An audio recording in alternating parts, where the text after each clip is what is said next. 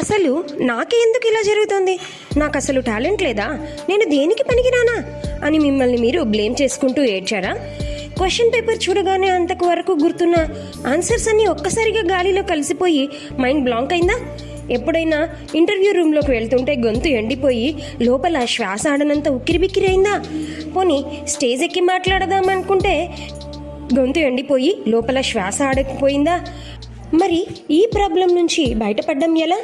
దీనికి అద్భుతమైన ఆన్సర్ ఉంది భగవద్గీతలోని అర్జున విషాదయోగము 30వ శ్లోకంలో. కాబట్టి ఈ వీడియో ఎక్కడ స్కిప్ కాకుండా చూడండి. అద్భుతమైన విజయం మీ సొంతం. కాబట్టి ఇటువంటి మరిన్ని అద్భుతమైన వీడియోస్ కోసం వెంటనే సబ్స్క్రైబ్ చేయండి గీతా చైతన్యం. మరి మనం వీడియోలోకి వెళ్ళిపోదామా? అర్జున విషాదయోగము 30వ శ్లోకము. గాంధీవం శ్రంసతే హస్తాత్ త్వక్షైవ పరిదహ్యతే నచ శోక్నోమ్యవస్థాతుం భ్రమతీవ చ మే మనః అని అర్జునుడు శ్రీకృష్ణుడితో అంటున్నాడు. అంటే కృష్ణ, నా శరీరం తలకిందులైపోతుంది, నోరు ఎండిపోతుంది, ఒళ్ళంతా వణుకు పుడుతుంది, నా చేతిలోని నా గాంధీవం జారిపోతుంది అంటున్నాడు. అర్జునుడు క్లినికల్ డిప్రెషన్, తీవ్రమైన యాంగ్జైటీ అటాక్కి లోనయ్యాడు. ఎందుకు? ఎదురుగా ఉన్నది శత్రువులు కాదు, తనను పెంచిన తాతలు, విద్య నేర్పిన గురువులు, సొంత అన్నదమ్ములు. వీరిని చంపి సాధించే విజయం ఏంటి అన్న ఆలోచన అతన్ని కుదిపేసింది. మరి ఇక్కడ నేర్చుకోవాల్సింది ఏంటి? శారీరక సిగ్నల్ని గౌరవించండి. అంటే సాధారణంగా మనం ఏమనుకుంటాం? గాంధీవం జారిపోతుంది, ఒళ్ళంతా వణుకొస్తోంది అంటే అతని బలహీనత అనుకుంటాం. కానీ సైకలాజికల్గా చూసినప్పుడు అది బలహీనత కాదు, అతని శరీరం మరియు మనస్సు కలిపి ఇచ్చిన ఒక వార్నింగ్ అలారం. బాడీలో నర్వస్ సిస్టమ్ రెస్పాన్స్ హద్దులు దాటినప్పుడు వచ్చే సిగ్నల్ అది. మన జీవితంలో కూడా కొన్నిసార్లు విపరీతమైన అలసట, భరించలేనంత తలనొప్పి లేదా చిన్న విషయానికే చికాకు వస్తుంటాయిగా.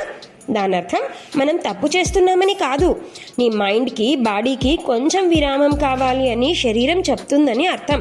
మొండిగా భరిస్తూ సిస్టమ్ని హ్యాంగ్ చేసుకున్నామంటే అది ఎప్పటికైనా డేంజరే అని తెలుసుకోవాలి. తర్వాత నైపుణ్యం కంటే మానసిక స్థితి ముఖ్యమని తెలుసుకోవాలి. ఈ శ్లోకం నుంచి అర్జునుడి దగ్గర గాంధీవం ఉంది, అక్షయ తూణీరం ఉంది, రథసారథిగా సాక్షాత్ శ్రీకృష్ణుడు ఉన్నాడు. ప్రపంచంలోనే బెస్ట్ స్కిల్స్, బెస్ట్ రిసోర్సెస్ అతని దగ్గర ఉన్నాయి. కానీ లాభం ఏంటి? ఏమీ లేదు. మనసు దెబ్బతిందిగా, కాగ్నిటివ్ షట్ డౌన్కి గురైందిగా. అప్పుడు ఎంత టాలెంట్ ఉన్నా అది సున్నాతో సమానమేగా. మరేం చేయాలి?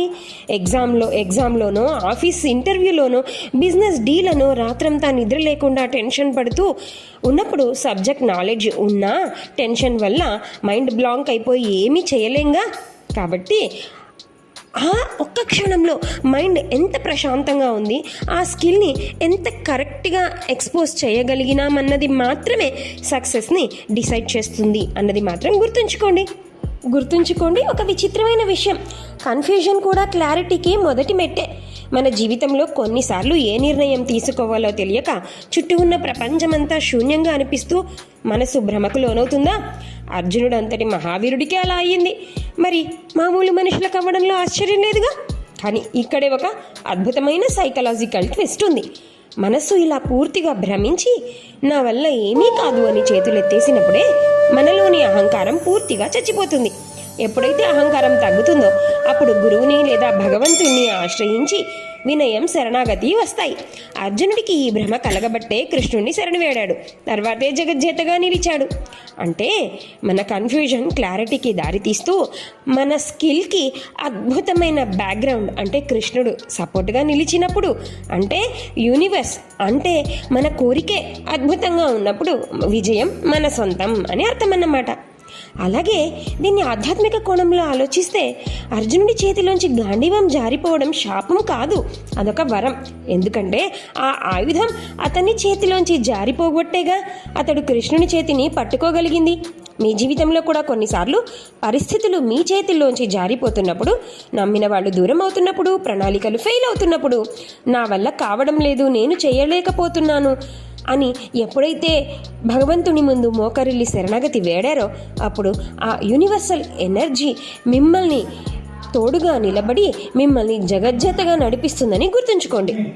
కాబట్టి ఈ మీ చేతిలోంచి ఈరోజు ఉద్యోగమో అవకాశమో మానసిక ధైర్యమో జారిపోతే భయపడొద్దు. అది పతనం కాదు, కృష్ణ పరమాత్మ లాంటి ఒక ఉన్నతమైన ఆలోచన లైఫ్లోకి రావడానికి ఒక బిగినింగ్.